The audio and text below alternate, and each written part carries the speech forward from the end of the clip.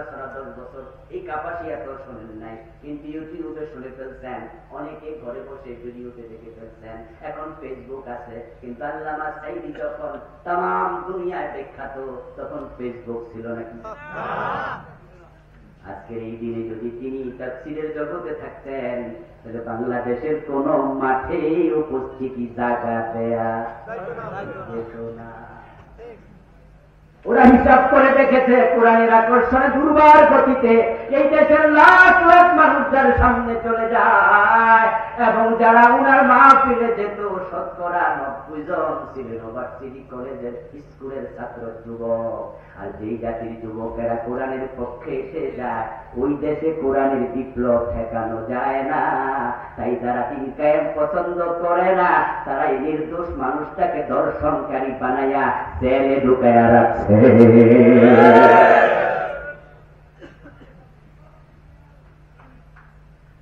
আল্লাহ তাআলা এরপরে আবার বলতেছেন, আল্লাহু ইয়াজতাবি ইলাইহি মান ইয়াশা। এবার আপনারা যারা দিন কায়েমের পক্ষে আছেন, তাদের ব্যাপারে আল্লাহ বলছেন, তোমরা যে দিন কায়েমের পক্ষে, এটা তোমরা নিজেরা পক্ষে আসো নাই, বরং এটা ছিল আল্লাহর পক্ষ থেকে তোমাকে মনোনীত করা। আল্লাহু ইয়াজতাবি ইলাইহি মান ইয়াশা। দিন কায়েমের পক্ষে কথা বলা, দিন কায়েমের পক্ষে চলতে পারা, আল্লাহ বলে এটা আমি তারা নির্বাচিত করছি। সুবহানাল্লাহ। এটা আল্লাহ নির্বাচন, এটা সত্য সত্য সত্য। আল্লাহর কথা মিথ্যা হয় না। তার সবচেয়ে প্রবল প্রমাণ আমরা যারা বেঁচে আছি, এই 15টা বছরে জুলুম করেছে, অত্যাচার করেছে, চাকরি চলে গেছে, জেলে দিয়েছে, ফাঁসির মঞ্চে দিয়েছে, দিন কায়েমের পক্ষের কোন লোককে এক চুল পরিমাণ ছড়াতে পারে নাই।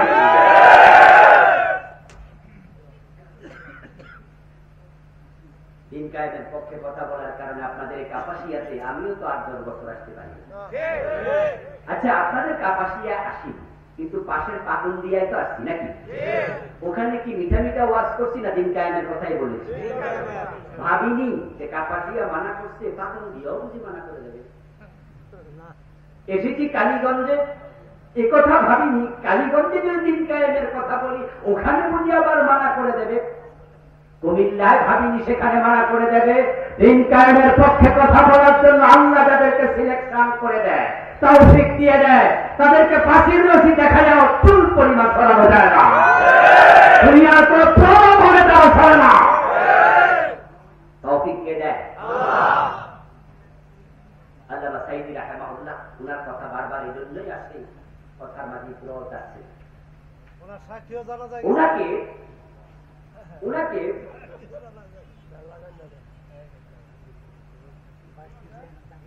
আমার প্রিয় ভাইরা, আল্লামা সাঈদী রাহিমাহুল্লাহকে জেলখানায় প্রস্তাব দেওয়া হয়েছিল যে আপনি যদি ওই দল না করেন, ওই দল ছাড়তে রাজি হন, তাহলে আপনাকে আমরা ছেড়ে। আল্লামা সাঈদী রাহিমাহুল্লাহ বলেছেন, অসম্ভব, আমার জেলখানাই নবী ইউসুফ বলেছিলেন। উনাকে যখন জুলাইখা প্ররোচিত করল, লোকজন জুলাইখার বান্ধবীরা ওনাকে বলল, জুলাইখা যা চায় তা দিলেই তো চায়। নাউযুবিল্লাহ বলে। জুলাইখা ঘরের দরজা বন্ধ করে বলতে রান্নাকাতিন আবওয়াবা ফাকালাত হাইতা লাক। ঘরের দরজা বন্ধ করে জুলাইখা বলে, কাছে আসো। ইউসুফ নবী যদি দৌড় মাইরা জুলাইখার উপরে ঝাঁপাইয়া পড়তো, কাছে যাইতো, তাহলে জেলে দিত না দুধ কলা খাওয়াইতো? বরং বলতো যে শরীরে শক্তি মুক্তি যেন আর একটু বাড়ে, এই জন্য তুই 1 কেজি টাকা 2 কেজি খাবে। ইউসুফ নবী কি তার কথা সারা দিচ্ছে না দরজা দিয়ে বের হয়ে গেছে? তার সাথে নারাজ, অসম্ভব। নবী ইউসুফ বলেছেন, আমার জন্য জেলখানাই। উনি যখন রাজি হন নাই, উনার ছেলে শামীম সাঈদী ভাইকে ডেকে নিল। শামীম সাঈদী ভাই আমাকে বললেন, আমি উনাকে জিজ্ঞাসা করেছিলাম, লোকমে তো শুনি আল্লামা সাঈদীকে প্রস্তাব দেওয়া হয়েছিল, কথাটা কতটুকু সত্য? তখন শামীম ভাই আমাকে বললেন যে সত্য। বাবা যখন বলেছে অসম্ভব, তখন তারা ডিবি অফিসে আমাকে ওড়িয়েছে। এবং দ্বিতীয় বিষয় তারা নিয়েছে কামালউদ্দিন জাফরি হাফেজাহুল্লাহকে। বললো ওনাকে আর আমাকে নিয়ে তারা বলল যে হুজুরকে বলেছি হুজুর যেন ওই দল আর না করে, আমরা হুজুরকে ছেড়ে দেব, উনি তো রাজি হয় না, আপনারা ডেকে আনছি, আপনি ওনার বড় ছেলে, আপনি একটু বুঝান, আপনার বাবার আপনি রাজি করতে পারলে আমরা ছেড়ে দেব।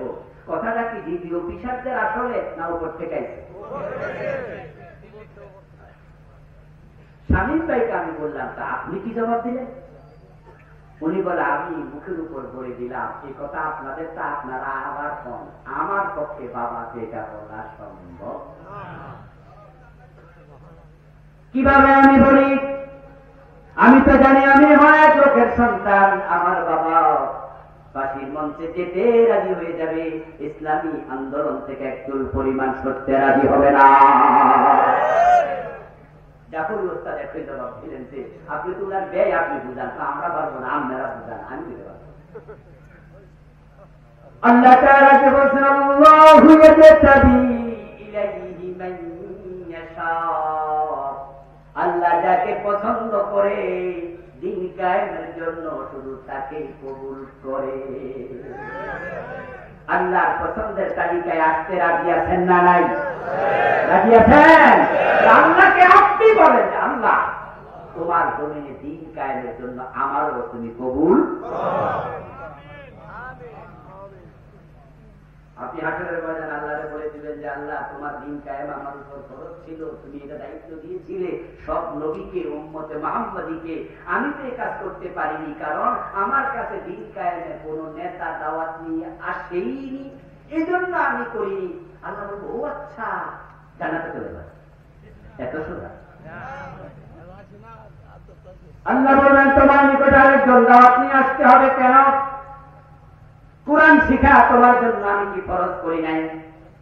তুমি কোরআন পড়লে তো জানতে আমি দিন কায়েম করার জন্য সারা আলাকুম বলে সবাইকে দায়িত্ব দিয়েছি। সুতরাং বাংলাদেশে যত পীর আছে, যত আলেম আছে, যত মাওলানা আছে, যত খতিব আছে, যত হুজুর আছে, যত নামাজি আছে, যত হাজি আছে, গাজী আছে, সবার জন্য দিন কায়েমের আন্দোলনে কর্মী হওয়া আল্লাহ ফরজ বানাইছে। সারা আলাকুম, সারা আলাকুম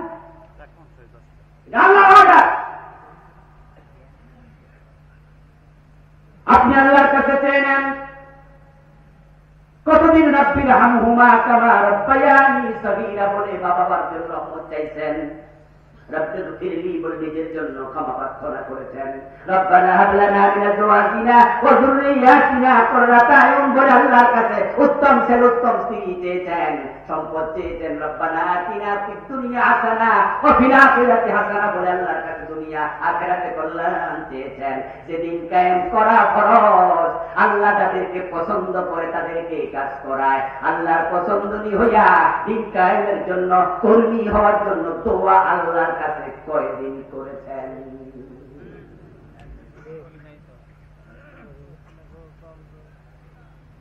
কোন ব্যক্তি মসজিদে গেল, ঝড় আসর নামাজ পড়া অবস্থায় সিজদার মাঝে তার মৃত্যু হয়ে গেল, কথা বুঝলেন?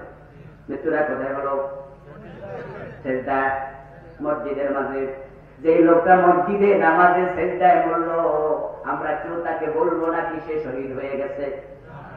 কিন্তু যে লোক যুদ্ধের মাঠে দিন কায়েমের জন্য যাইয়া মারা গেল, আমরা সবাই বলবো সে শহীদ হয়েছে। শ্রেষ্ঠ মৃত্যু শাহাদাতের মৃত্যু, এটা শুধু দিন কায়েমের কর্মীদের কপালে জোটে, অন্যদের কপালে এটা জোটেই না। যেহেতু দিন কায়েমের ধারে কাছে হবে, এই জন্য অধিকাংশ বিশ্বাসকে দেখবেন তারা খানকায় মরে, বাড়িতে মরে। যেই সমস্ত আলেম আমরা দিন কায়েমের সাথে নাই, অধিকাংশ বাড়িতে মরে, হাসপাতালে মরে, খানকায় মরে। আর যারা শহীদ হয়েছে দিন কায়েমের আন্দোলনে হিসাব স্মরণ করে, তাদের ফাঁসি হয়, জেলখানা মৃত্যু হয়, রাস্তা আগুন করে দেওয়া হয়। ফারুক আজম ওমর রাদিয়াল্লাহু তাআলা আনহু আল্লাহর কাছে দোয়া করতেন, আল্লাহুম্মা রযুকনি শাহাদাতান ফি সাবিলিক ওয়াজআল মাউতি ফি বালাদি রাসূলিক। আল্লাহ আমি ওমরকে তুমি তোমার পথে শহীদ হিসাবে কবুল করো। আমিন। ওমর দোয়া করতেন শাহাদাতের দোয়া। আপনি কয়দিন দোয়া করছেন? আপনি কয়দিন দোয়া করছেন? এরপরে একটি জিনিস মনে রাখবেন, দোয়া লাগে, দাওয়া লাগে, দাওয়া ছাড়া দোয়া কবুল হয় না। দোয়ার আদব আছে, দোয়ার আদব আছে। দোয়ার আগে দাওয়া করো, দাওয়া মানে চেষ্টা, দাওয়া মানে ঔষধ। দাওয়ার আগে কি করে? দাওয়া খানা করেন নাই, লেখা আছে না অমুক হেকিমি দাওয়া খানা। দাওয়া মানে কি? আমার বন্ধুরা, দোয়া লাগে চেষ্টা লাগে। আপনি বিয়া না কইরা যদি আল্লাহরে কইতে থাকেন, আল্লাহ আমার একটা ছেলে দিও, একটা মেয়ে দিও, আল্লাহ তবু দিতাম কোন জায়গা দিয়ে এটা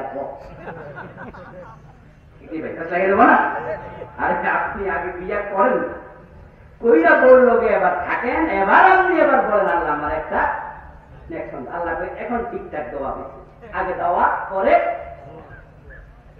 ক্ষেতের মধ্যে ফসল না লাগে আপনি বলেন আল্লাহ ফসলে বরকত দাও, আল্লাহ ফসলে তো নাই বরকত কি ডাকো। আপনি যে বললেন আল্লাহ আমারে শহীদ করো, আজকে মরে দোয়া শুই না, আপনিও দোয়া শুরু করলেন আল্লাহ আমারে শহীদ করো। আল্লাহ করবো তুই তো একামতে দিনের কামে করস না, তোরে শহীদটা দিতাম কেমনে।